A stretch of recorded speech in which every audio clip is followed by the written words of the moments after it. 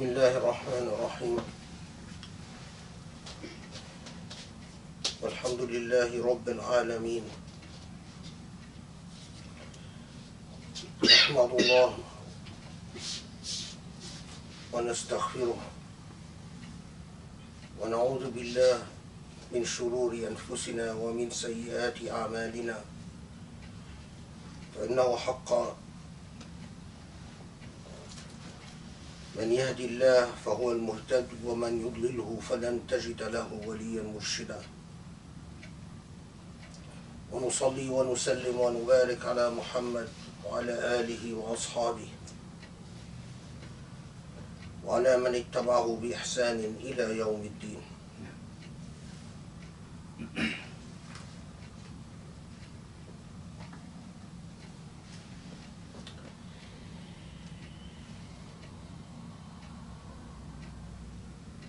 In the age of information,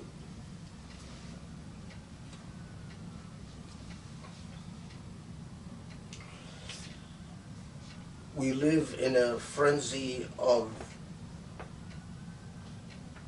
data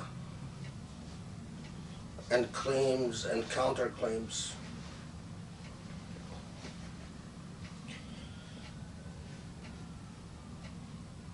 And it is often difficult to navigate through the seismic activities of data that come like just floods, endless floods. But it is precisely in times like this where going back to the very roots and the origins of things, where it becomes particularly pressing and imperative.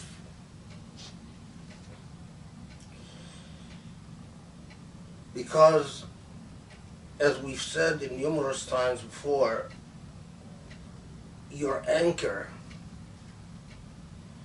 and your solid base is your relationship with Allah. If your relationship with Allah is sound, built on sound foundations, then you are able to wither away the flux of things, the trends, the fashions, the various intellectual pretenses that human beings are prone to in one way or another. But if the relationship to Allah is flawed, then the impact of the opinions and whimsies of human beings falls upon you in a very different way. It is like the difference between a person whose character and personality and state of consciousness is built upon self-confidence, not arrogance, but confidence. A person who is confident, who has a strong sense of being, is impacted by social trends in a very different way than a borderline personality that is not quite sure what he or she is all about, and therefore goes back and forth with different social orientations and social trends, and who does not really have an autonomous state of consciousness, but has a completely derivative state of consciousness, completely derived from either physical, material habits that give that person a sense of identity, or derived from social attachments and dependencies that also give this person a sense of identity. The heart of Iman, as I've stressed many times, is liberation.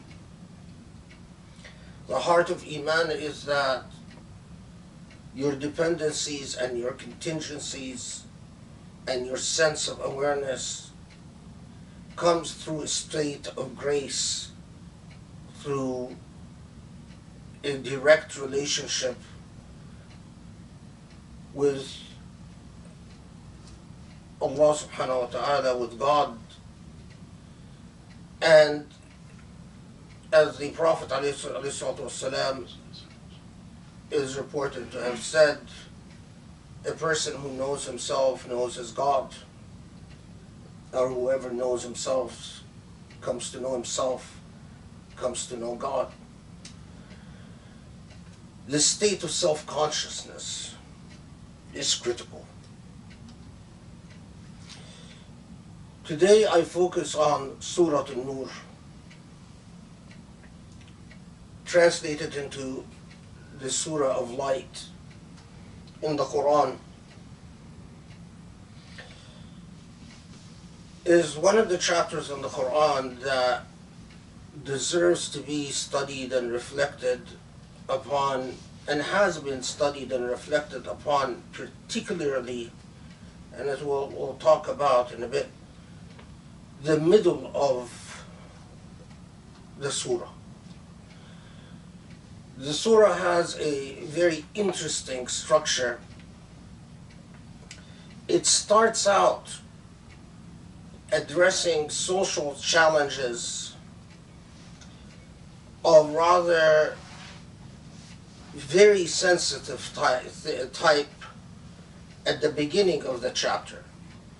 It starts out by addressing Hadith al-Ifk, an incident in which there were rumors about the Prophet's wife, Aisha, radiallahu anha.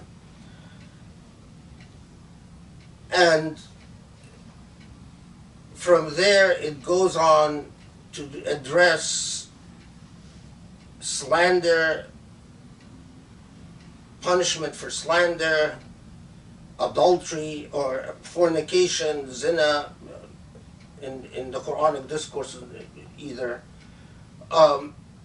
and addressing the punishment, and then goes on to talk about specific social and cultural challenges that confronted the Muslim community at the time of the Prophet ﷺ. After doing so, it then moves to the topic of light. And then after talking about the topic of light and the truth of what God is, and then after doing that, it ends by taking its audience back to following the example of the Prophet ﷺ. Now, particularly in Surah Al Nur, when it talks about light, we have here one of these ayat, one of these verses that occupied generations of Muslims.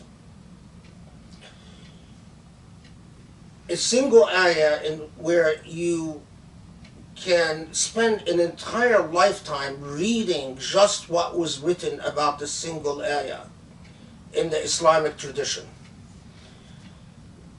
Imam Hamid al-Ghazali, for instance, wrote an entire book called The Niche of Lights, which has been translated to English, inspired by this ayah. Ibn Al Farid wrote a very famous epistle on the same. Ibn Al Arabi wrote at length about this ayah. And the ayah is very famous in the entire Islamic civilization. Not only did it inspire numerous works, but it also inspired art and architecture, and even inspired the lamps that you often see in mosques, and so much Islamic calligraphy. So here's the ayah.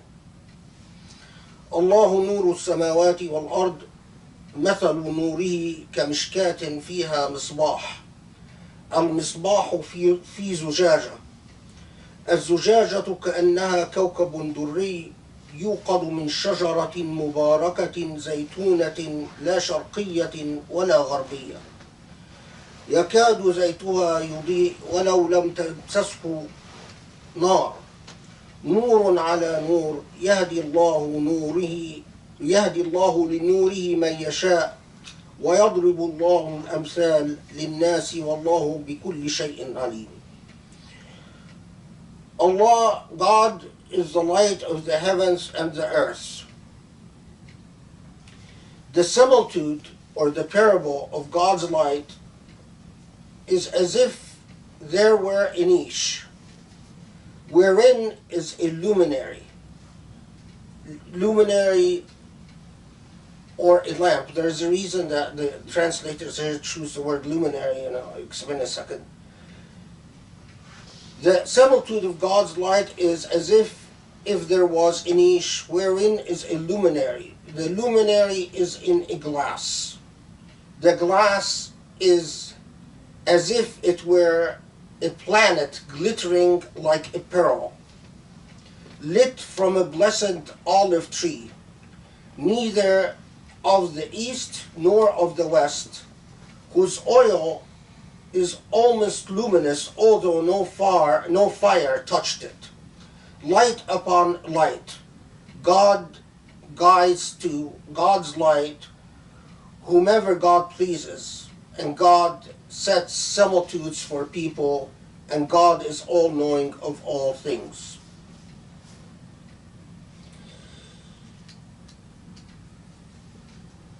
The first part, God is the light of the heavens and the earth. Just that phrase is something that you pause with, you pause at. God is the light of the heavens and the earth. God's light is as if a niche, a wick, and a glass. Now, there's no way you can do justice to this ayah in a khutbah, because, as I said, people have written enormous amount on it. So, but a niche is an area that a space in a wall, you see it in old or even Moroccan homes till today. It used to be very common, and where you have like a little indenture indented area in the wall where you're supposed to put lamps. So it's like a little niche, and within this niche is obviously an area set for light where you're going to put your lamps. But then the parable goes that you have a wick and surrounded by glass, but this wick is fed by a pure oil, an oil that is neither affected by sunlight, and in fact, an oil and a fire that is not subject to the laws of earth. It is neither east nor west, and the oil itself is luminous, and the wick itself as if it lights without a fire, all placed within glass, so that in effect the glass coming out of this lamp, upon which is light, the light coming out of this lamp, upon the light of the self-illuminating oil is light upon light. So in other words, it's a self-sustaining, unfed, a light without origin, a light that does not depend on a source of power in order to shine and illuminate. A light upon light that fills the heavens on the earth. Now, Muslim commentators and theologians, Sufis and non-Sufis, go on a great length about what is meant by a niche, what is meant by the wick, and what is meant by a glass, what is meant by an oil, by the self-illuminating oil. Are these parables that refer to the human heart versus the human intellect? Do they refer to the physical body versus the spirit? Does it refer to the role of the Prophet ﷺ and the role of the Quran in the heart of a Muslim believer? And so on and so forth. You can read endless volumes about Surah Al Nur and Ayat Al Nur in particular, and what these references mean. But my journey with this verse didn't come from all the texts that I've read. And if you want to get a sense of just a little sense of the various writings about this one particular verse, the translation of the Quran that was done, what are they called, the blue one? Study Quran. The study Quran. They have a footnote on this particular verse, and if you just read the footnote, you'll get a taste of all the dense literature that was published about this verse. But you can read all this literature and end up with the conclusion there are simply different interpretations, different points of view that understood this verse at various levels of complexity. My relationship with this verse didn't come from reading all these texts over the years. You do not get a sense of what it means, nur ala nur. Allah is light upon light.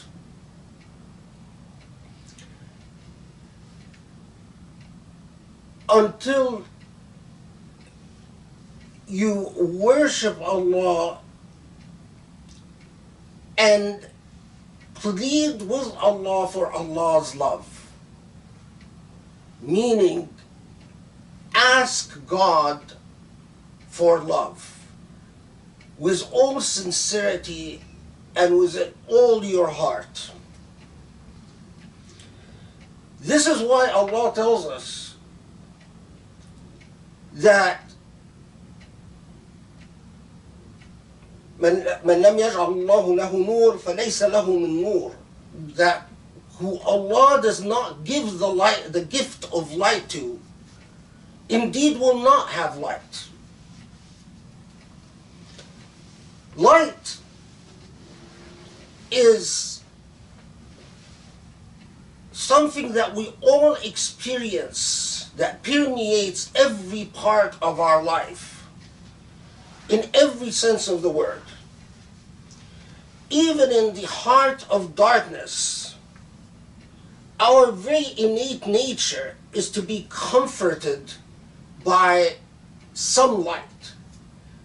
In nature, we see the way that creatures hover towards light and seem to celebrate light in its very dance. I was once sitting in my den reading something, and in comes a beautiful butterfly. It was night. It was in fact way after midnight, and a butterfly just comes hovering in. The poor butterfly was just seeking the light because the light was on in the den and it was completely dark outside, and it just kept staring at this butterfly. And I carried the butterfly out, and it flew back in because of the light. Eventually, the butterfly died. I didn't kill it, but it seemed to just go after the light, and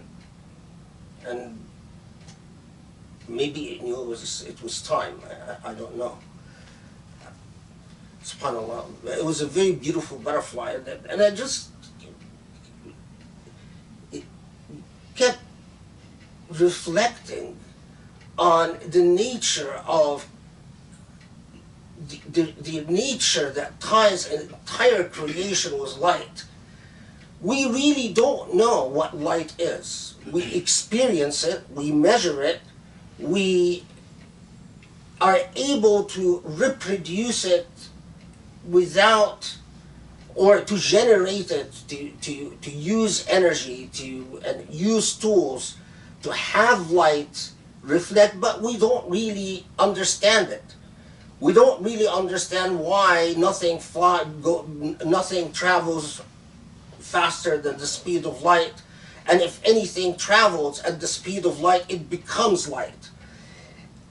Later science then tells us that, well, in many ways, all matter and all energy are but variations of wavelengths, and as if variations of light. It reminded me of Ibn Arabi's comment on this particular ayah, who said that if you reflect and pray on this particular ayah, this particular verse, you realize it comes to you as a gift of grace that the only reality is the reality of light. Now, of course, Ibn Arabi is writing centuries before we're even able to put this in scientific terms, and that's why sometimes it really does blow your mind. He says that everything in matter, in its purest form, would become light. If everything in matter realizes its full potential, it would simply become light. But everything in existence is this light in an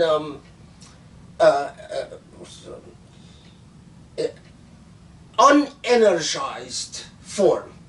So chairs are light, but in an unenergized form. Of course, today we know that if you put a chair on fire, you change its energetic nature and will, in fact, transform. And if you heat it strong enough, then you will heat up the molecules and get them to change their nature and change their wavelengths. So in a scientific way, Ibn Arabi was right, although he was not writing science. The point he was making is that everything that comes to its true divine nature becomes true light. And as it travels away from its divine nature, as it distances itself from its divine nature, it becomes something other than light. And Ibn Arabi's theology, which again he expounds in commenting on this verse, that evil evil itself is but nothing but the absence of light. In other words, the more you drift away from Allah's light, the more you return to as if cold, inanimate, dead matter. The more that you are beset by decay and deterioration away from the divine light.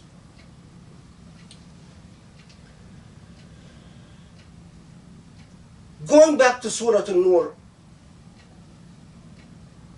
it starts out expounding laws, addressing social problems. But visit that chapter in the Quran and reflect on it. Then, after addressing these social problems, many of them quite unpleasant, slander, fornication, adultery, false accusations, etc., marriage, sexual relations,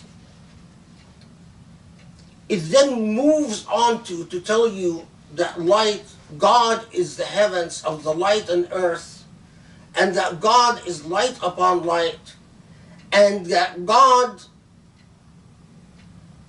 nearness to God is nearness to light, and that God is ever present in the same way that light is ever present, but that you can block out the light and let the darkness set in the same way that you can close off the light in your life.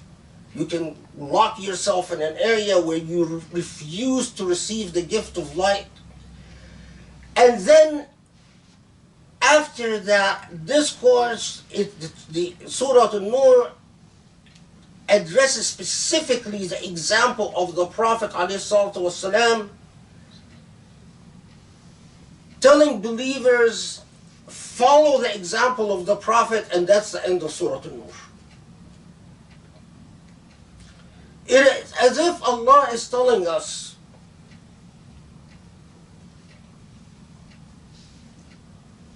yes, there are these social problems, but, and this is the way I've always understood Surah Al Nur, although what I'm saying you won't necessarily find in any tafsir. You have these regulations and the laws that arose from specific problems, even at the time of the Prophet ﷺ.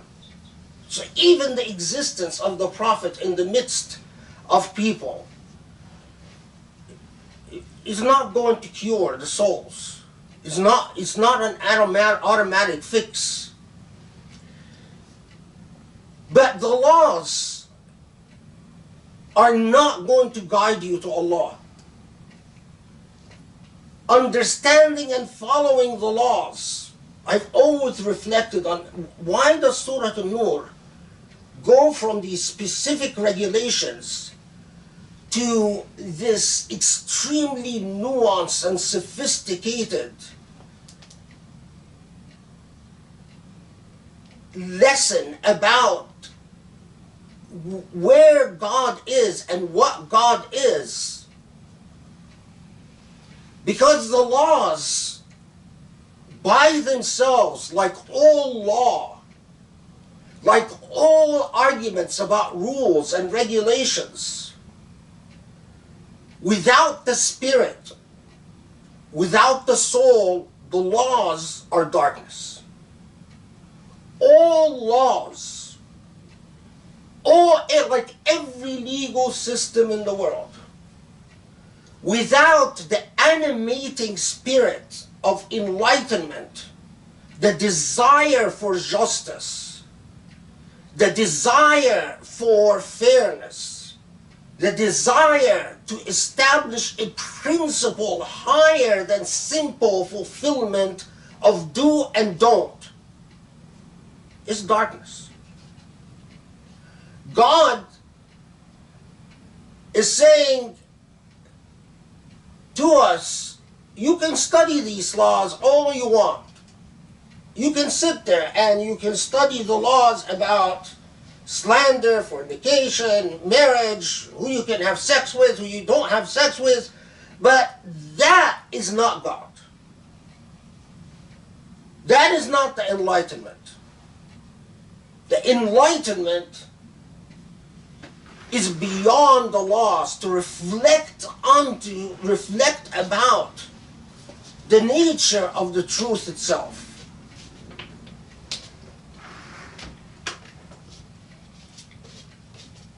There is a path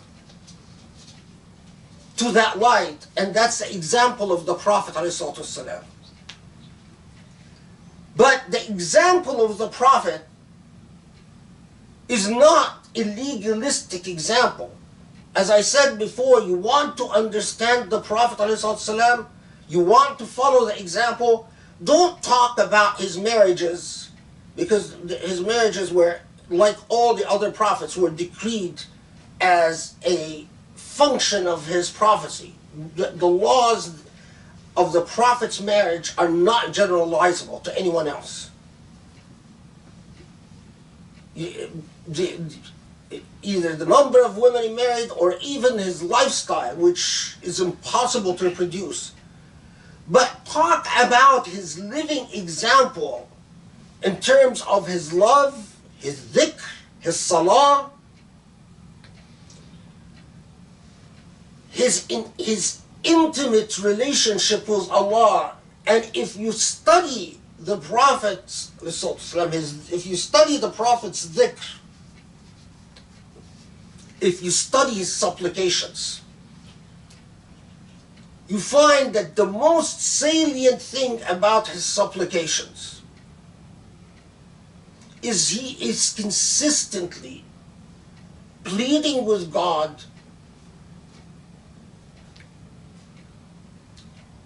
for God's light and love.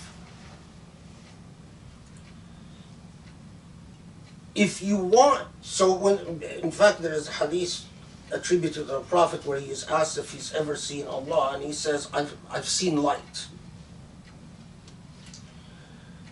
Some of the most beautiful dua is the Prophet ﷺ's dua for light,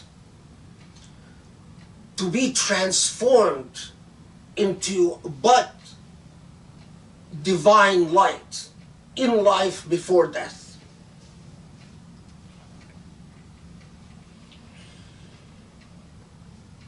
To understand, to start building a relationship with light upon light, which inspired an entire civilizational paradigm in Islam.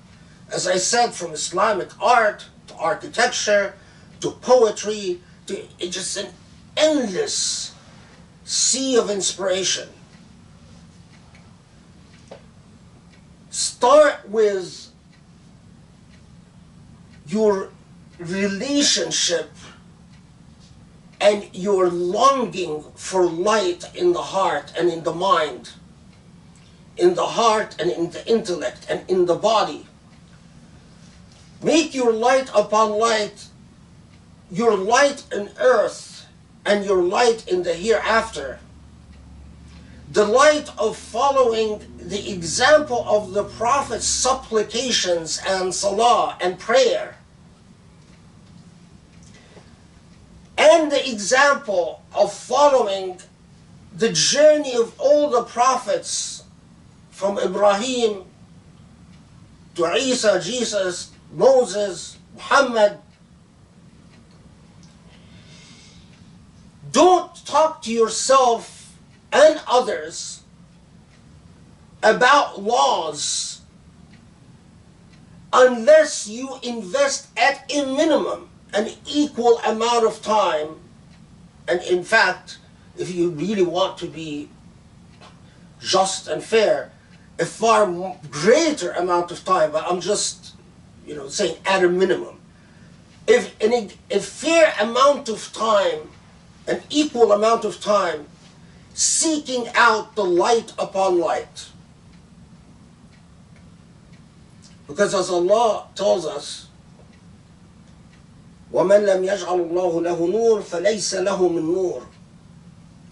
If you do not have the light, if Allah doesn't grant you that light as an act of grace, and we know that Allah grants you the light depending on your own investment, in your own actions. The reason I say this is that in the age of media, I find so many Muslims spending so much time talking about history as if history can be objectively established. History, like reality, is often a construct. How we understand history depends on the sources you read and the credibility you give your sources. And there are things in history that are lost and lost forever. And no matter what we do, in fact, the history of something that happened a year ago is gone forever. Look at how busy courts are. The reason courts are so busy is that human beings cannot even agree about what happened a month ago, a year ago. People go before courts all the time presenting very different facts about the same events. It's not because there's no reality. There is a reality known to God. But that's the nature of human beings. History itself is a construct. And so is law. Law doesn't just, it's as incomplete as every effort by human beings or any effort that goes through human beings, even if decreed by God. But because it's decreed to human beings, then like history, it's contingent, it's dependent, it's derivative.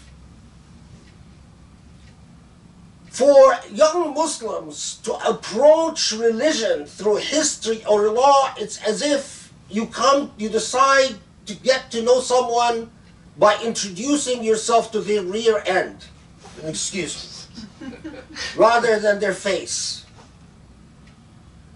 The face of Islam is the light upon light. Come to know, and Islam here means the religion of the Prophet Ibrahim to the Prophet Muhammad alayhi salatu. Ibrahim huwa sammakum al-Muslimin. Ibrahim is the one that called us Muslims.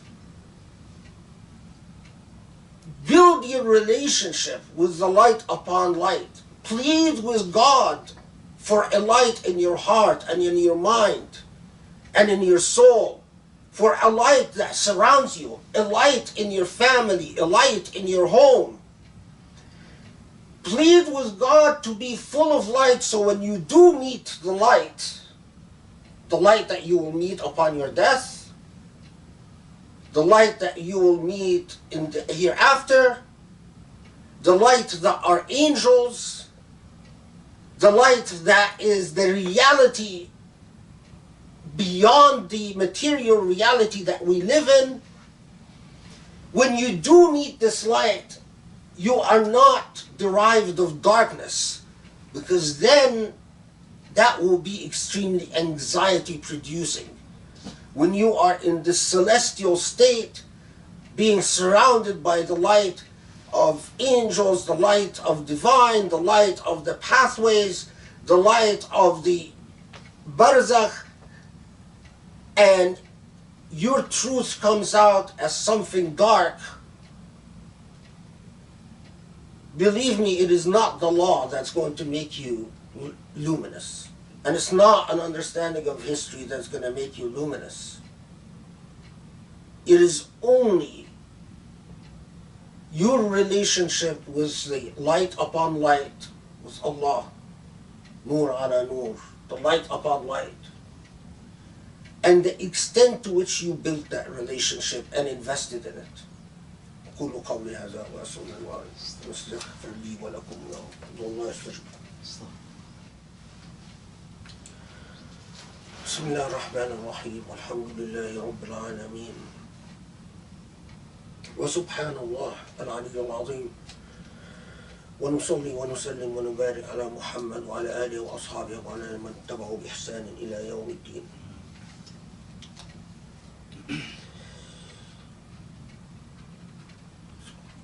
ومن كان ميتا فأحييناه وجعلنا له نورا يمشي به بين الناس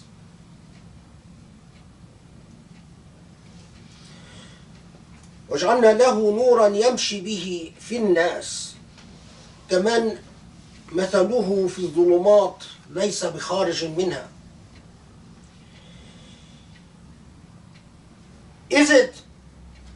Are the two equal?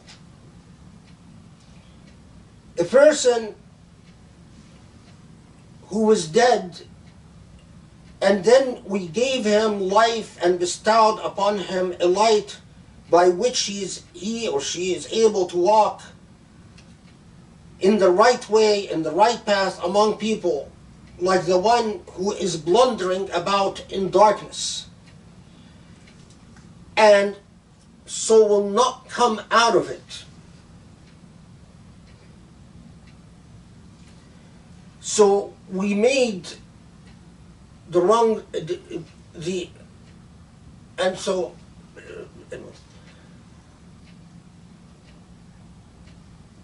it is we human beings in our drifting away from light, it is as if a state of death.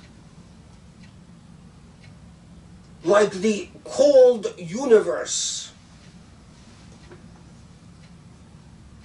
the closer we come to the source of energy,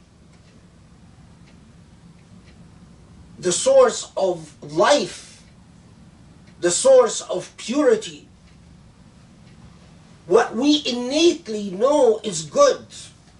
And that is why we raise our heads to the sky and marvel at things that from which we receive light. But from a state of non-existence and lack of consciousness,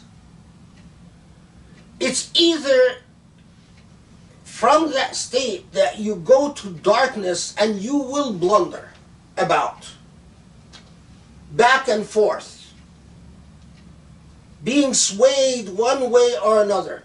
One day you're up, another day you're down. One day you're confident, another day you're insecure. One day you're thrilled, another day you are bummed out and depressed. One day you're excited about a crush or a promise. Another day you feel unloved and rejected. One day you feel successful in your career and work. Another day you feel like a loser and other people have exceeded you. Blundering about. There's no anchor. There's no anchor, and the social affairs of this socially constructed reality becomes your only reality. And when it becomes your only reality, you're back and forth. You're like exactly those people that I started out, like all these kids that I find on social media. Whatever trends, even if it is the silliest thing, and everyone is on it. Even if it is the most inopportune or inappropriate thing, back and forth. And I wonder, for all the time that we spend with all the stuff that's trending, how much time has been invested in the light, in al-wahid al-a'la, in the one and only. I am not talking about simply doing salah or namaz, or I am not talking about physical acts. I am talking about when Allah tells us wasjud waqtarib, when Allah tells us prostrate and come closer to me. I am talking about when the Prophet ﷺ when a companion told the Prophet, I want to be with you in the hereafter. So the Prophet ﷺ said, أعني على نفسك بكثرة السجود. أعني على نفسك بكثرة السجود. Help me. Make sure that you're with me in the hereafter by prostrating frequently. You can do your required salah, your 5 day prayers, but then take a deep breath. Try to clear your mind as much as possible and put your forehead before Allah in prostration and speak to Allah from the bottom and the depths of your heart. And tell Allah, Allah, let me know how it feels to have your light in my heart. I am tired of the blundering around in darkness, and I want you to walk me through the straight path. Let me understand, what do you mean by light upon light? And what is the truth of the thing when we say light upon light? Let me feel in the truth of my soul the truth of light upon light. Ultimately, let the relationship between my intellect, my soul, and my body be light upon light, like layers of light stacked one against another. إني داع فأمن. اللهم اغفر لنا. اللهم اعف عنا وارحمنا وقربنا منك يا الله يا غفور يا ودود يا علي يا عظيم. Allah, forgive us our sins and help guide us and help grow closer to you and help us love you and be beloved by you. يا رب العالمين واعف عنا وارحمنا وانت مولانا وانصرنا على القوم الظالمين واقم الصلاة.